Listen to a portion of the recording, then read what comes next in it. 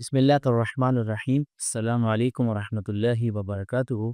Programme دلیل کی دنیا میں خوش آمدید۔ عاصم بھائی، جیسا کہ آپ جانتے ہیں کہ ہم نے ایک اہم مسئلے پر ڈسکشن کرنی اور ہم آج یہاں پر حاصل ہوئے ہیں، وہ ہے جماعت احمدیہ کا استدلال اور ان کے ساتھ جو رویہ ہے مسلمانوں کا۔ آج کل ہم یہ دیکھتے ہیں جیسے کہ قاضی فیصل صاحب کا کیس بھی زیر بحث آیا، ان کے ساتھ جو پرسیکیوشن بھی کی جاتی ہے، تو اس پر ہم نے کچھ ہوم ورک بھی کیا ہے۔ انشاءاللہ ہم ایک ایک کر کے وہ پوائنٹس آپ کے ساتھ ڈسکس کریں گے، میں بھی کچھ اپنی گزارشات آپ کے سامنے رکھوں گا۔ تو پہلا پوائنٹ میں ڈسکس کرنا چاہتا ہوں کہ اگر کوئی انسان دعوی نبوت کرتا ہے تو ہم یہ کیوں کہتے ہیں کہ اسے ہم دلیل نہیں مانگ سکتے، اور اگر ہم اس سے دلیل مانگتے ہیں تو کیا یہ امکان ظاہر نہیں کر رہا کہ ہم اس کو سچا کہہ رہے ہیں؟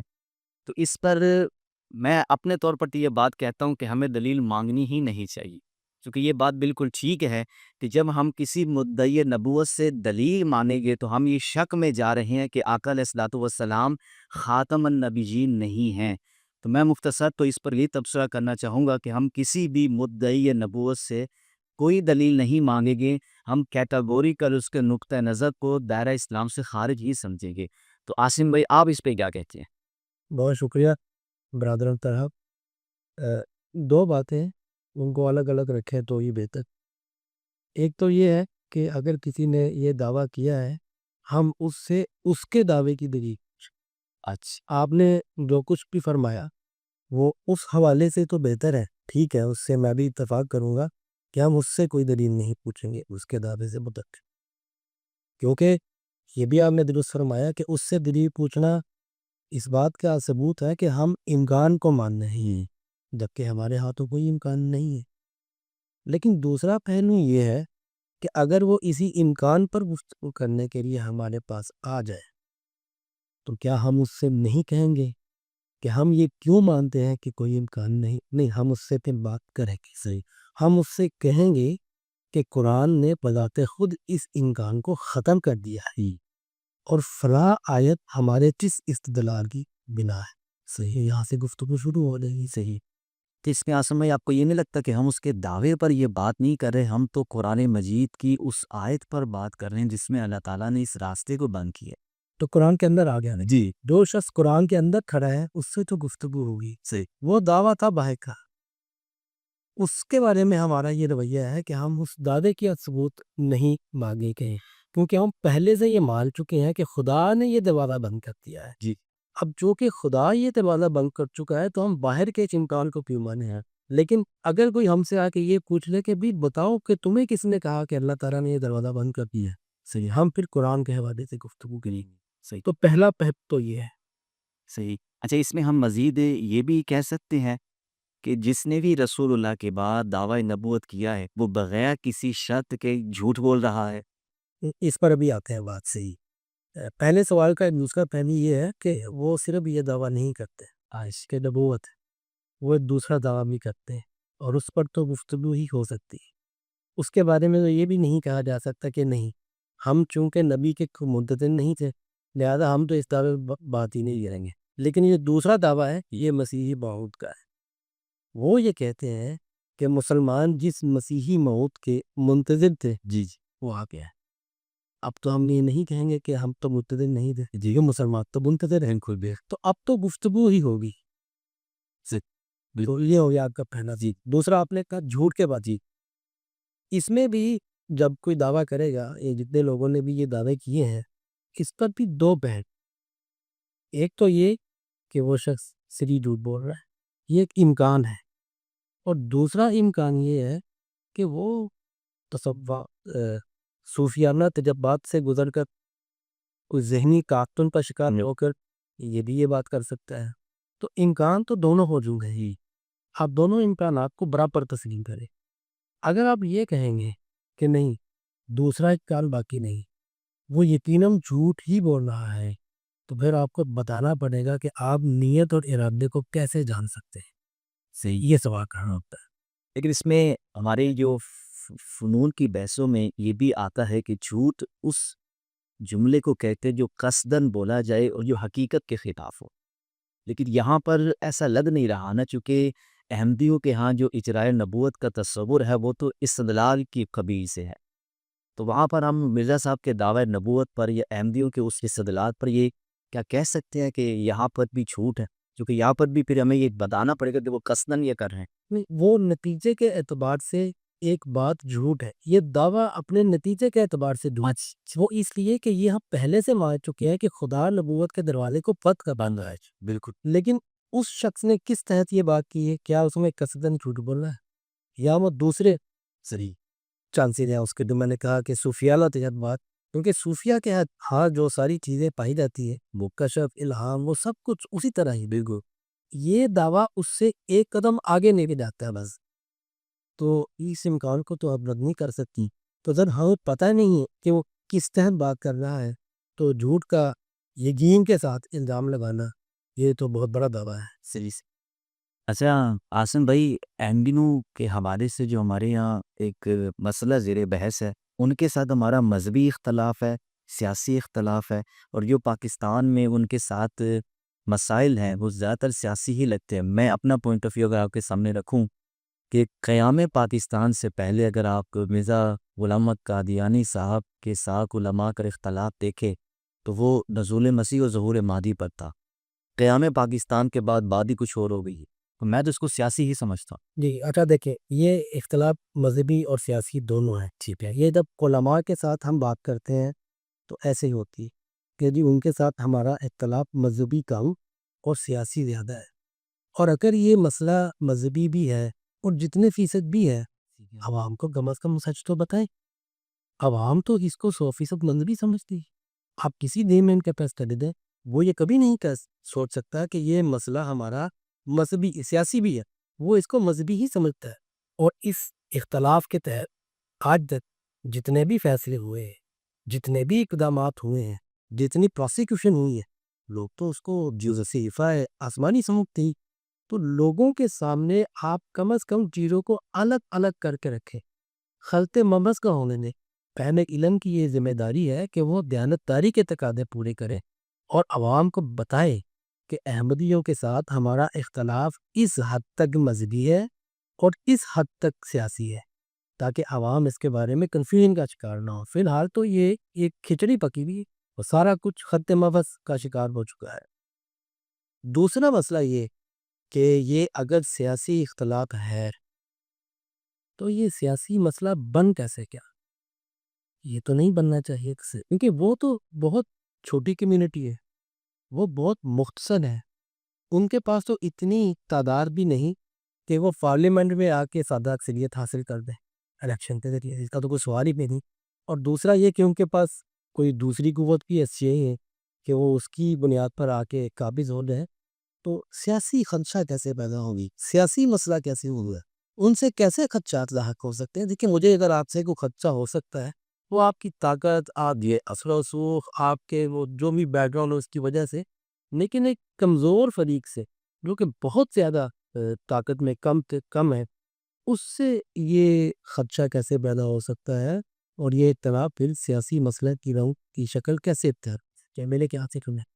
لیکن عاصم بھائی پریکٹیکلی تو دیکھا یہی گیا نا کہ ان کو رونے درگاہ کرنا یا ان کی تکفیر کرنا وہ آپ نے اسٹیٹ کے ذریعے ہی کیا ہے، مذہب کا علم نہیں ہو کر سکا وہ، تو سیاسی معاملہ تو بن گیا۔ اس کی وجہ جو ہمیں سمجھ آتی ہے وہ یہ ہے کہ آپ اس بحث کو اور اس اختلاف کو مذہبی پیراڈائم سے نکال کر پولیٹیکل پیراڈائم میں اس لیے لے کے دے ہیں کہ آپ جانتے ہیں کہ مذہبی پیراڈائم میں جب استدلال پر بات ہوگی تو پھر بہت ساری چیزیں ہیں جو سمجھ آئیں گی لوگوں کو، بہت سارے خنتے مبحث ہیں جو کہ ریکنسائل ہوں گے، جیسا کہ ابھی میں نے بتایا کہ اتنا مذہبی اختلاف ہے، اس حد تک سیاسی اختلاف ہے، وہ دونوں چیزیں الگ ہو جائیں گی۔ اور بھی بہت سی چیزیں، اور میرا خیال سے کہ اپنے آپ کو علمی طور پر اپنی کمزوری کا اعتراف ہے، صحیح آپ قانون کی طاقت کا سہارا لے رہے ہیں، آپ اپنے مذہبی اختلاف کو سیاسی رنگ اسی لیے دے رہے ہیں کیونکہ آپ جانتے ہیں کہ مذہب کی ڈومین کے اندر رہتے ہوئے ہم استدلال پر بات کرنے کی شاید پوزیشن نہیں ہے، اور اگر ہم صرف مذہبی ڈومین میں استدلال پر بات کریں گے تو ان کا امیج جو بن چکا ہے وہ تبدیل ہو جاتا ہے۔ اسی سے ریلیٹڈ میں مزید آپ سے بات کروں، اگر ہم اس کو سیاسی طور پر بھی لیں کہ ہمیں اپنی کمزوری کو مان لینا چاہیے کہ ہم استدلال کی طاقت سے ان کو قائدی کر پا رہے، تو ہم نے قانون کی بالادستی کو بنیاد بنایا۔ تو دیکھنا تو یہ بھی ہے نا کہ قانون بھی تو اللہ رسول کا چلے گا نا۔ اس پر آپ کیا کہتے ہیں کہ قانون بھی تو یہاں پر نظر انداز کیا ہے؟ یا اللہ رسول نے تو ایسا بھی قانون نہیں دیا جس ہم یہی تو سوال اٹھا رہے ہیں کہ اہل علم سے ہماری یہی گزارش ہے کہ وہ عوام کو بتائیں کہ یہ جو کچھ ہو چکا ہے، یہ جتنے مسائل بن چکے ہیں، جتنی قانون سازی ہو چکی ہے، ان کے بارے میں کتنے ہمارے رویے ہیں، جو ہمارا موقف ہے، اس میں سے اللہ رسول کی طرف سے کیا ہے اور مین میڈ کیا ہے، ان دونوں کو سیگریگیٹ کرتے ہیں۔ میرے خیال سے پہلے سٹیپ میں اگر اتنا سا کام بھی کر دیا جائے تو یہ اتنی تھوڑی سی تبدیلی بھی بہت اچھے نتائج فراہم کر سکتی ہے کہ آپ لوگوں کو کم از کم اتنا بتا دیں کہ یہ جو کچھ ہے یہ انسانوں کی سوچ ہے، انسانوں کی فکر ہے، وہ بہت مخلص ہوں گے، بڑے اخلاص سے انہوں نے کیا ہوگا، لیکن یہ ہے مین میڈ۔ یہ کلیئر کرے کہ اللہ رسول کی بات یہ ہے اور انسانوں کی بات یہ ہے، لیکن جب آپ کسی بات کو انسان کی بات مان لیتے ہیں تو پھر اختلاف کا دروازہ رہتا ہے بھی۔ اسی لیے آپ اللہ رسول کے کندھے پہ رکھ کے فائر کرتے تاکہ کوئی سوال نہ اٹھا ایک سے، تاکہ جو بھی سوال اٹھے گا وہ بھی اسلام دشمنی کے دیئر میں آ جائے۔ بالکل۔ اچھا عاصم بھائی، مرزا صاحب کی عبارات پر، ان کے استدلال پر شروع میں علماء تعبیر کرتے رہے، کوئی کہ فتویٰ نہیں لگایا اوپر، لیکن بعد میں اگر آپ دیکھیں مرزا بشیر الدین محمود صاحب نے اپنے والد کے بارے میں کیٹیگوریکل یہ باور کرانے کی کوشش کی کہ یہ بالکل نبی ہیں، جو ان کو نبی نہیں مانتا وہ دائرہ اسلام سے خارج ہے۔ اب یہاں پر سوال یہ پہلا ہوتا ہے کہ ایک طرف تو ہمیں کہا جاتا ہے کہ ہم نے احمدیوں کی تکفیر کر دی، لیکن اصل میں تو یہ ہماری تکفیر پہلے ہی کر چکے ہیں ایسے، تو آپ کیا کہتے ہیں؟ اس پہ بھی وہی گزارش ہے کہ عوام کے سامنے کم از کم چیزوں کو الگ الگ کریں۔ یہ ایک اہم نقطہ آپ نے اٹھایا ہے کہ مرزا صاحب کا جو اصلاً اپنا دعویٰ تھا وہ کیا تھا، وہ کس حد تک تھا، وہ آپ کو بتانا چاہیے۔ اس کے بعد بشیر الدین صاحب یا ان کے دیگر جو لوگ تھے انہوں نے کیا کیا مبالغے کیے، کیا کیا اضافے کیے، یہ بھی سامنے آنا چاہیے۔ تو یہ بہت اہم ہے کہ علماء کی ذمہ داری ہے کہ وہ عوام کو الگ الگ کہتے بتائیں کہ مرزا صاحب کا جو اپنا دعویٰ تھا وہ صرف اس حد تک تھا جی، اور جب تک وہ اس حد تک تھا علماء کا اس کے ساتھ کیا رویہ تھا یہ بھی ان کے سامنے ہونا چاہیے۔ بالکل۔ اور باقی جو مبالغے ہیں تو دوسروں کے ہیں جی، اگر بشیر الدین صاحب نے ان کو اس درجے پر فائز کر دیا جس درجے میں ہم انبیاء کو مانتے ہیں، جن سے انکار کفر ہے، ایمان کے منافی ہے، تو یہ مرزا بشیر الدین صاحب کی بات ہے، یہ ایک شخص کی بات کیا کسی دوسرے کے کھاتے میں ڈالنی چاہیے؟ صحیح، بالکل کہ نہیں ڈالنی چاہیے۔ اخلاقیات کا تقاضا تو یہی ہے کہ جو جس کی بات ہے وہی بات اس سے موضوع کی ہے، اور کسی دوسرے کی بات کسی دوسرے کے کھاتے میں نہیں ڈلنی چاہیے۔ علماء ویسے اس پہلو سے اچھی طرح میرے قید سے واقف ہے، اور انہیں چاہیے کہ اس ذمہ داری کو محسوس کریں، اور بلکہ ذمہ داری نہیں دیانتداری کا تقاضا پورا کریں، اور عوام کو بتائے کہ ان کا دعویٰ کیا تھا اور بعد والوں نے کیا کیا اضافے کیے۔ ہر معاملے میں طلحہ بھائی، ہر معاملے میں آپ اس اصول کو اپنا لیں کہ ایک تبدیلی آ جائے، کہ عوام کو یہ بتا دیا جائے، لوگوں کو یہ بتایا جائے کہ کیا چیز کیا ہے، جہاں جہاں سیگریگیشن ہونی ہے وہ سیگریگیشن ہو جائے۔ ابھی ہم صحیح غلط کی بات نہیں کر رہے، ہم کوئی حکم نہیں لگا رہے، ہم کوئی نتیجہ طے کر کے نہیں بیٹھے ہو، ہم صرف یہ کہہ رہے ہیں کہ خلط مبس کو ختم ہونا چاہیے۔ یہ جو کھچڑیاں پکی ہوئی ہیں نا، یہ دال چاول اب الگ الگ کرنے کی نہیں، اس کے بعد دونوں کو الگ الگ دیکھیں، آپ اتحاد کریں، اختلاف کریں، یہ بہت بات کی باتیں ہیں، ابھی صرف یہ ہے ان کی ضرورت۔ اچھا اصل بھائی، کسی سے ریلیٹڈ ایک سوال مجھے احمدی بھائی نے کیا، اور میں نے یہ سوال کئی اہل علم کے سامنے بھی رکھا، لیکن سوال تو سوال ابھی تک جواب ہمیں نہیں ملا، تو میں آپ کی وساطت سے یہ سوال رکھنا چاہوں گا۔ اس نے یہ کہا کہ پوری مسلمان امت آقا اسلام کی ختم نبوت کے بعد ایک مہدی اور ایک مسیح کا انتظار کر رہی ہے، اور اس انتظار سے وہ ختم نبوت کے منکر قرار نہیں پائے، لیکن احمدی حضرات بھی اسی انتظار پر مرزا صاحب کو کھڑا کر رہے ہیں۔ تو وہ یہ کہتے ہیں کہ ہمارا انتظار چلے ختم ہو گیا، آپ کا بھی باقی ہے، تو یہ انکار ختم نبوت کیسے ہو گیا؟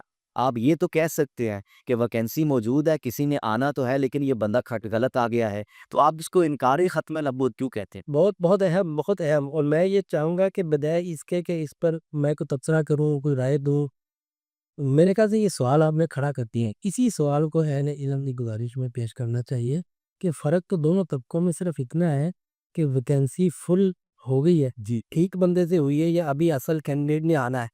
ویکینسی کا امکان تو دونوں کی طرف ایک جتنا تھا، بالکل. تو ایک طبقہ ارادہ درگاہ ہو گیا، دوسرا ابھی تک مومن ہے. یہ ثواب ہے علم کے، بھی کچھ ہونا چاہیے. اچھا عاصم بھائی، احمدی حضرات کے ساتھ جو پرسیکیوشن کی جاتی ہے اس پہ ہمارے اہل علم بھی یہ کہتے ہیں کہ جیسا کہ عیسائیوں نے عیسیٰ ابن مریم کی طرف اپنے آپ کو منسوب کر کے ایک الگ شناخت بنا دی، تشیعوں نے ائمہ اہل بیت کی طرف ایک نقطہ نظر قائم کر کے اپنی الگ شناخت بنا دی، یہودیوں نے، ہندوؤں نے، اسی طرح ہر ایک طبقے میں اپنے لیڈر کو لے کر ایک الگ شناخت ہے.